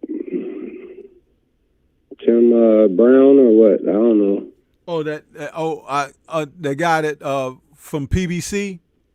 Yes, sir. Yeah, I'm just saying I don't want Bradley to get none of his hate mail. You know what I'm saying? Because he already got enough as it is. Bro. No, if Bradley receives any hate mail, bro, it's probably deserving. You understand? So don't try to be a safety net for people who need to fall off the wire. Okay, just be concerned with yourself, brother, because you can't save everybody. And you heard Stormy say several times, everybody ain't gonna make it. So if Tim Bradley has done his share of BS, whatever's coming his way, he gotta go, you know, because people can make the distinction, you know, Tim and him, you understand? So don't worry about it. It'll be okay. You know what I mean? But Tim Bradley has done more than his share, and I'm sure he's gonna get some anyway. That's all. But that Tim from the PBC, yeah, he should not have come out there like that, man. And I hope that people, and somebody in the chat put the guy's full name in the chat so people will know who he is, because he deserves it. And it's his fault. If people ain't buying the Barrios and Thurman and everything, that's on him, because he put that mess out there, should have kept that to himself, and saying all this foolishness and everything. We're going to show him that people who watch boxing and pay for boxing, they know where their dollars are best spent. You know, we'll show him exactly what he need to know. Okay, so is Tim him? Is he saying that they just can't afford to advise Bud? Are they saying that Bud is not good enough to be on their networks? Is that what they're saying? So They're basically saying that a fight with Bud is not pay-per-view worthy because Bud doesn't bring enough, that people would want to pay for the fight instead of streaming the fight. That's what he had the nerve to say. Right. As if people can't distinguish, what fights are pay-per-view worthy and what are not. They've been giving us a ton of non-worthy pay-per-view bouts, but I was putting out a call for us to not pay for that. Stream that. That's coming up. Keith Thurman and Barrios. You guys done put that on pay-per-view. It should be on Fox on a Saturday night. You understand? And it's not. So 2 losers, both beat up in their last fights. Keith wasn't stopped, but he was beaten up. And Barrios was beaten up and stopped. And you trying to tell us that these 2 losers coming together is worthy of pay-per-view. And one of the guys ain't even fought in damn near 2 years. So we don't even know how he's going to perform. You understand? He might come out there and run around the ring and not throw many punches or whatever and just play keep away. You understand? Because he knows he ain't in really no boxing shape. So he's fighting a guy who's smaller than him anyway. So the guy more likely ain't going to hurt him. You understand? It's a farce. The more you look at it, the more you break it down, the more you peel the layers of the onion back. And when you peel an onion, your eyes start watering, don't they? Huh?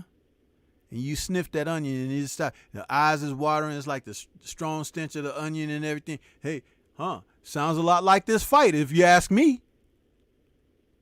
Yeah. Safety first, huh? Make sure that they can get him to the next promotion. Dude, this fight should be on regular TV. That's what's important. That's what shouldn't be missed. This is a TV fight. It ain't no damn pay-per-view fight.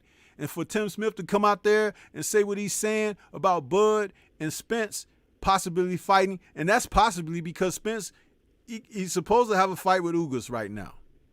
So we're not even talking about right now. They should be worried whether people going to pay to see Ugas and Spence, because a lot of people don't know who Ugas is. You got to be a diehard boxing fan to know who Ugas is.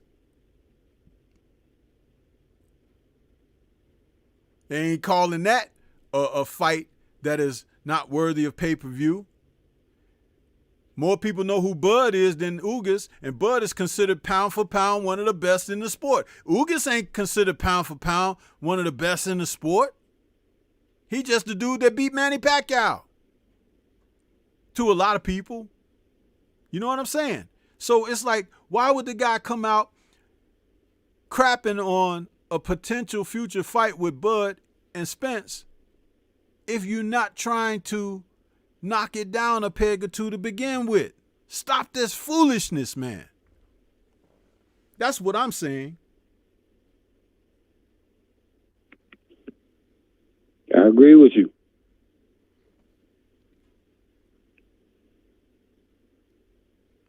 And I want to say salute to my man Pac-Man 216 out there in that Cash App again.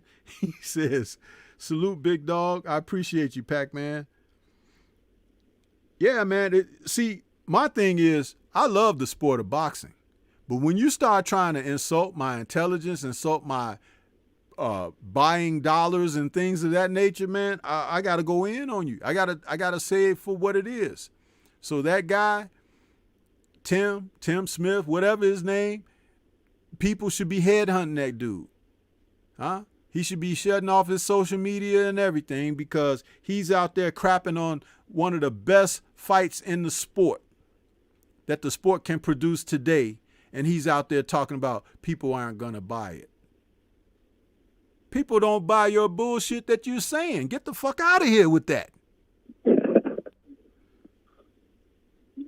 You know, that's what I'm saying. It's like, come on. And then they got this fight coming up next week too. And he said that. On general principle, I ain't buying no damn Keith Thurman fight. He shouldn't be fighting Barrios anyway. I said it earlier in the show. He should be fighting someone like Virgil Ortiz, Jerron Boots Ennis, Conor Benn, was the other kid I said, Stanionis, those guys who are the young guys coming up.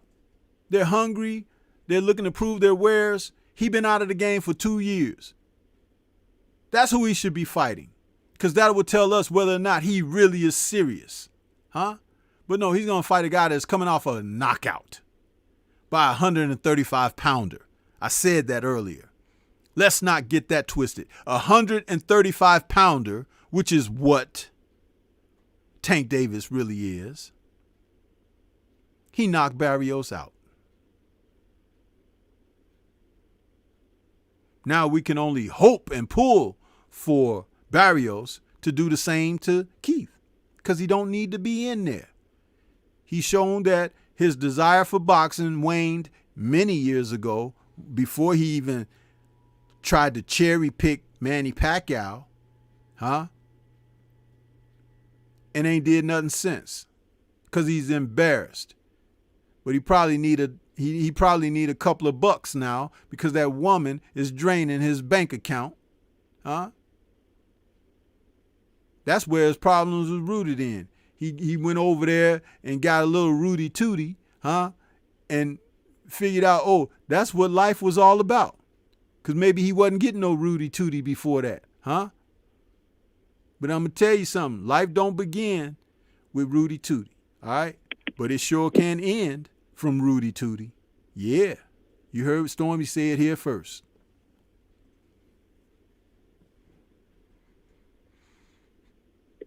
All the fighters. Tell him, whoop Rudy Tooty. Huh? No, I was just saying, whoop Rudy Tooty, don't get, let Woody Tooty whoop you. But, and see, that's the thing though, right?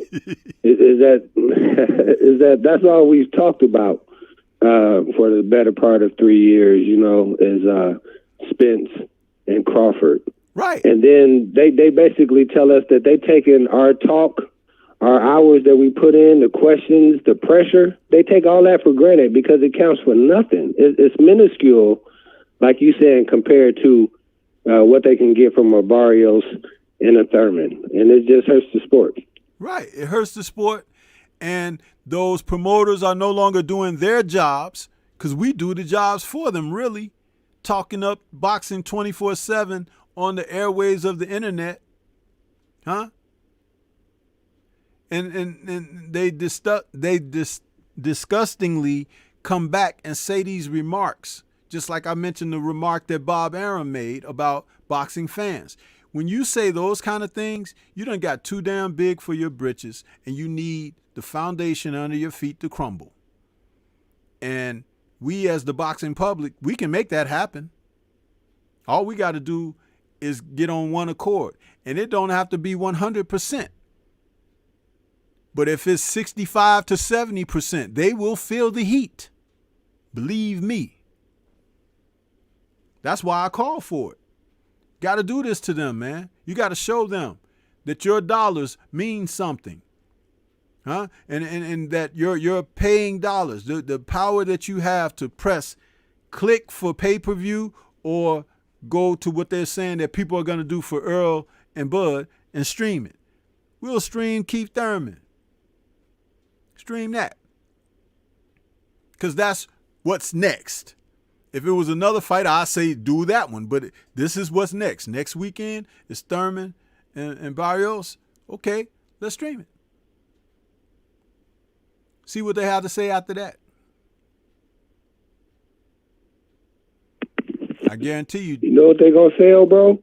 You know what they gonna say? Keith Thurman does not sell. That's what they gonna say. Dude, Keith Thurman don't sell anyway. He didn't sell before. The dude been off the scene for 2 years. Don't nobody even freaking know about Keith Thurman. When they show his picture on TV, people gonna say, oh, is DeBarge back? That's what they gonna say. You understand? And Barrios, please. When had you last heard about him before Tank was gonna fight him? Yeah. So they putting two dudes who don't sell on pay-per-view next week. Two dudes who don't sell, who both lost. Might I stress that again? One was beaten up soundly, the other one was beaten up and knocked out. And they're taking on each other now. Two losers. Who want to see two losers? Don't you want to see a winner in a boxing match? Don't you want to see two winners? Two guys trying to win. We don't know what we're going to get out of this fight because both of them lost in their last matches. Both of them might just need a payday. Oh, fuck it, I'll do it. You know what I'm saying? You want that?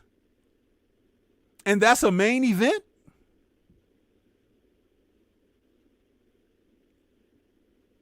Anybody saw Luis King Kong Ortiz in his first fight after that second loss to Deontay? When that kid got in there with him and he threw a hook to the guy's elbow and the guy went down and rolled on the canvas and like they said they were going to hold his purse up, but he just freaking fell down. He didn't even fight. That was like 20 seconds into the round.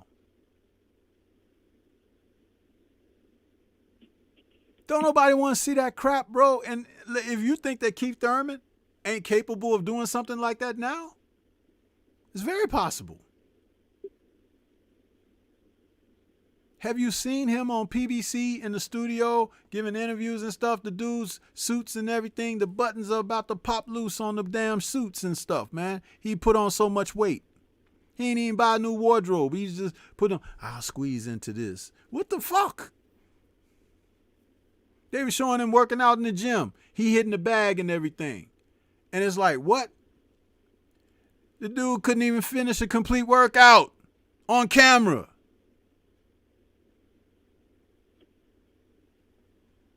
I'm telling you, man, people need to stop investing in mediocrity, man. Invest in something that's solid and true. There's a Bud Crawford, Earl Spence. That's solid.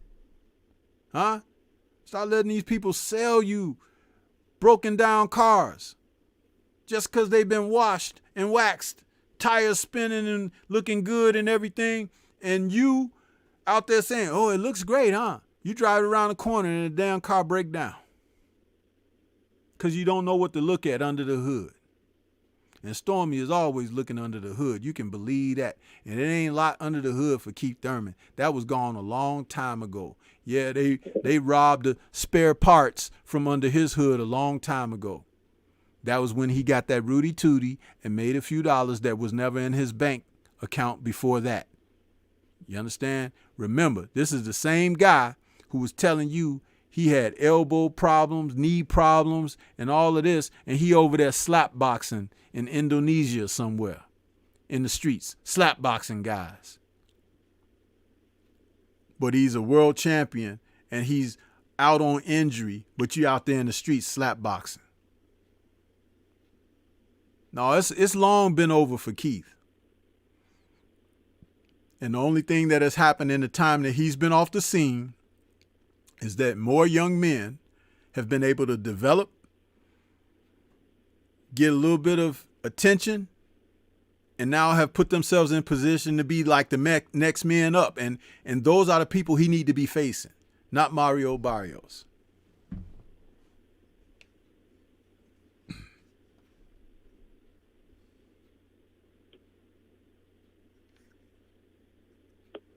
That DeBarge line was classic, fam. I'm telling you the truth, man.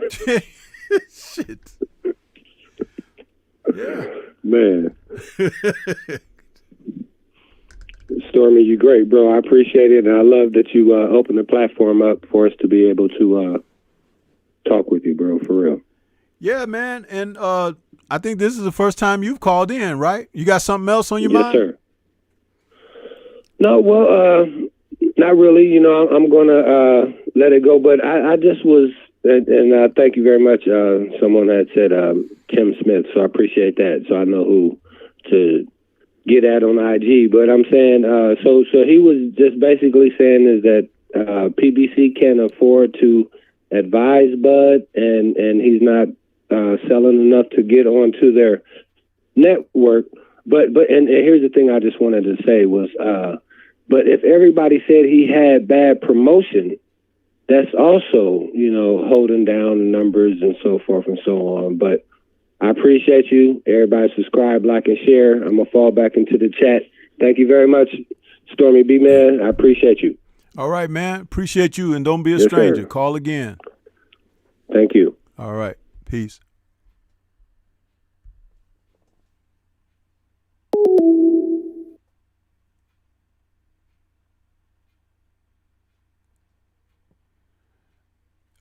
Eight count. Listen, man, this is not about only Keith Thurman. It's about Tim Smith and what he tried to sell listeners on regarding what is pay-per-view worthy and what is not. And so when you talk about the situation where a potential fight between Errol Spence Jr. and Terrence Bud Crawford is not pay-per-view worthy, people are more than inclined to stream those fights or whatever, you're lying. That's an outright insulting lie, and just because it's Bud Crawford. So when I started talking about Keith Thurman's fight against Barrios, I said that's a television fight. It's not a pay-per-view fight, but they're putting it on pay-per-view. And where was Tim Smith to say that that wasn't a pay-per-view fight and that people will be more inclined to stream that? I said, let's prove him wrong again by not buying the pay-per-view, and let's stream it so we could show him that the people listen. That's what I was saying. You understand, Mr. 8 Count? So this is not a back and forth thing. If you want to call in. The number's on the screen. Huh? But don't be foolish. Because, I'm going to pull the curtain back on you. It ain't no problem for me. But you have to justify putting Keith Thurman and Mario Barrios on pay-per-view, but you can't justify putting Terrence Bud Crawford and Errol Spence Jr. on pay-per-view. Something's wrong.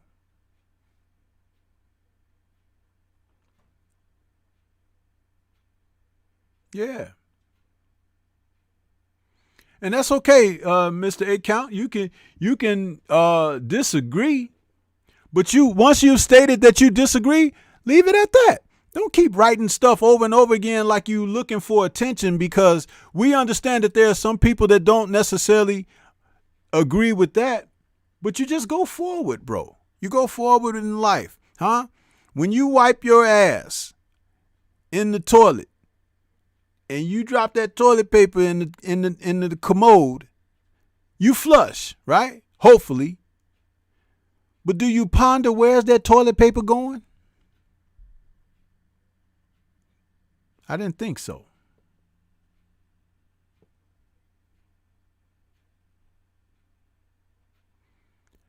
Facts, Yahweh. That fight will not do good. Everybody will stream out of that fight and call if you got something to say. That's what I said. You know what I mean? We can check it that call in. I'll take one more call. If one more person want to call, if they don't, then we'll wrap it down and shut it down for the day.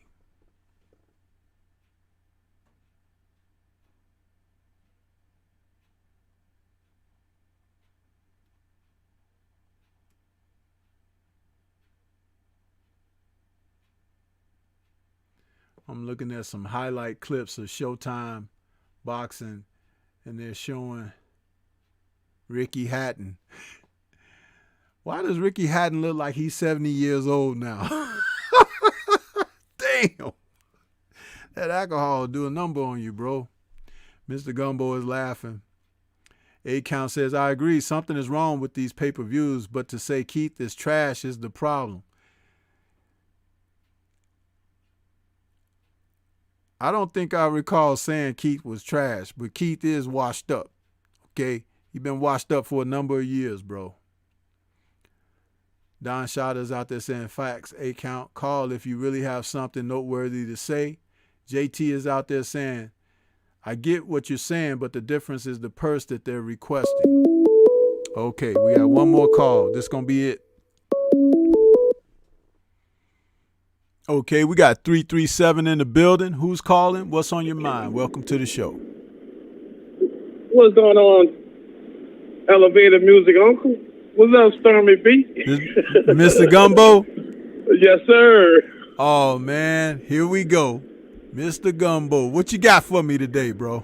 Man, I'm just leaving Omaha, man. I want to shout out D-Ray, man. I'm about to touch base with D-Ray next time I'm out there. Man, I enjoyed my visit in Omaha, man. I went past by the gym, went past by Bud store. I got to chop it up with Bernie the boxer yesterday, man. Everything good. Oh, okay. You think AJ can't beat Usyk? Oh, I think that AJ would have to have a little bit of luck that wasn't on the table for him in the first fight to beat Usyk. AJ is not as skilled as Usyk, so his physicality would come into play. Like if he landed a big shot and Usyk just ran into it or didn't see it and it hurt him bad, something like that. But I don't think that straight up boxing and going, round by round and round, that he can beat Usyk. He tried to point out in his interview he did this week, he said that Usyk won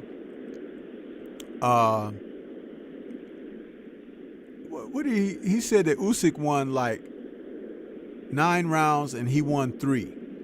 He was like, so I know that all I got to do is come back in there and I win 7 rounds and I win the fight. Dude, that right there, that type of thought process, you winning 7 rounds against Usyk is really off the table. Really. And the only way that those numbers would come into play for him, like if he got several knockdowns, but not just outright outboxing the man for rounds. I think AJ needs to oppose his will. He's the bigger man. He don't need to try to box. I just think he needs to lose that cowardly lion spirit, whatever he got in his head, and just press Usyk and just overwhelm him. But because Mr. Gumbo, if he doesn't have that in his head, how can he perform it? The man, you heard me mention earlier in the show, if you were listening earlier, I said that he's mentally deficient. He has problems, bro. And it starts with the psychological approach to the sport that he's participating in. Everyone can see he's a big physical specimen, huh? But haven't we had big physical specimens in other sports? The NBA, NFL, you see this big guy, he should be 7 foot something, dunking on everybody, blocking shots, grabbing all the rebounds, and the guy is being pushed around like a wet towel. Okay? It happens. Maybe AJ just got into the wrong sport. He could have been an athlete in some other capacity, maybe a tight end or something out there in football, but as far as in the sport of boxing, you just heard me say Lawrence Okolie is beating the guy up in the gym now. And now he's going to move up to heavyweight off of his sparring sessions with AJ and everything. It made 24/7 news. Boxing 24. They had an article on it. He's going up to a heavyweight now for his next fight. He's been campaigning at cruiserweight, defending, I think, the WBO title. So now he's going to go ahead and throw his hat into the heavyweight arena. Lawrence Okolie.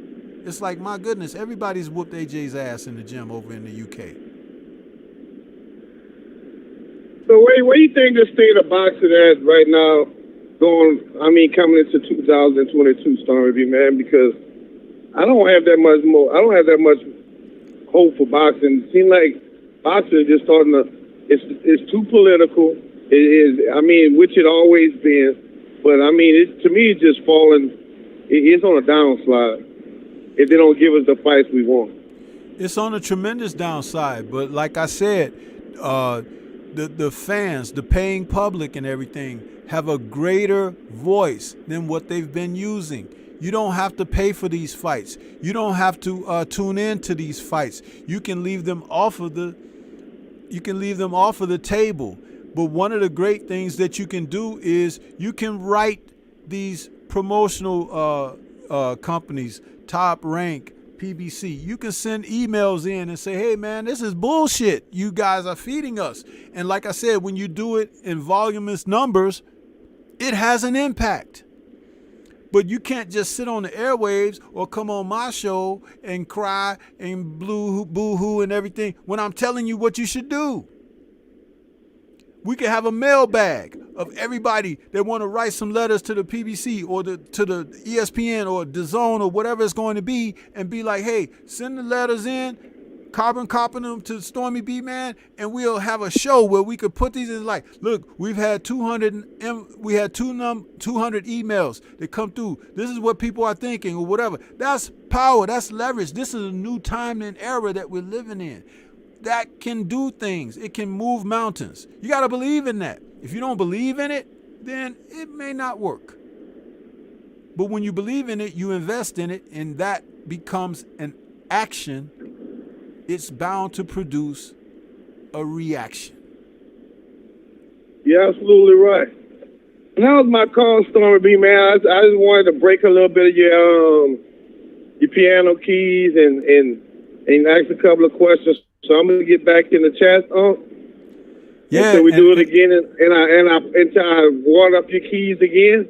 And listen here, man. Next time you go down there around the Crawford country, you tell them dudes, man. You tell his dude Bernie, and you tell Bud, tune in to Stormy B, man, because he gonna tell it like it is, man. You know what I'm saying? Hey, Stormy. I know who can connect with you, because I got some insight for you, but we're gonna do it behind the scenes, okay. And I can get you connected with you, because everybody think Gumbo just be talking mess, but I can get you connected with a number. So I'm gonna hit him up and see if it's cool, and see if he'll come talk to you on your show. I'll get back with you, Stormy. Yeah, and just hit my email. My email is in my description box down there, you know. Yes, sir. I will do. All right, on. Back okay, to the bro. chat. Take care, man. All right. Oh, and Happy New Year to you, because I ain't talked to you since last year. Same to you, on. Later. All right. Later. All right. Well, we got the chance to end the show with Mr. Gumbo out there talking about my music, man. Everybody knows Stormy B-Man's music selections on his channel is fire. Huh? Nothing less. Anything less would be uncivilized. You know, my music is good. Huh? Except for my man Big Dose giving me one of them songs that the people try to give me a strike for, because they were saying, but Big Dose is still my brother, you know. But yeah, what a great show, man. You guys made it worthy. Finally bringing it up. Brother Drew Titan, Mr. Finesse out there calling in with some great conversation, man. That's what it's all about. That's what it's all about. I see Kinda Loco Sports has popped in there. Salute to you, Kinda Loco. Appreciate you stopping in. Yeah.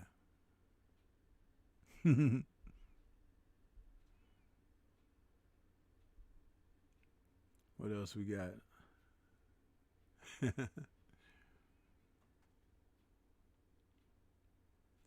JT says AJ could have won but had the dumbest strategy ever. You know what? I don't know that he had a strategy. I really don't.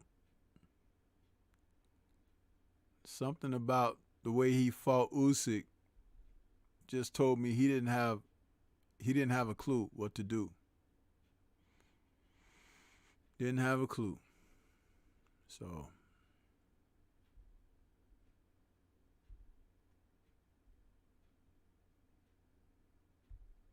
but yeah, what a call-in show. I saw the Jab Jamboree had popped in a little earlier too, man. Appreciate you stopping in there, Ack Reacher. We're going to get ready to get on up out of here, though.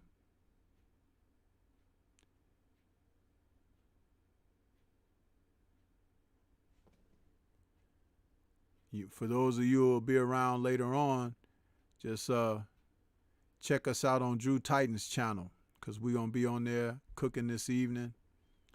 It's around 6 p.m. Central Time.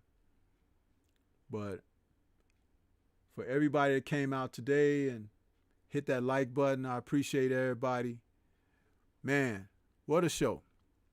That 2 hours go by fast, don't it? But we're going to get on out of here.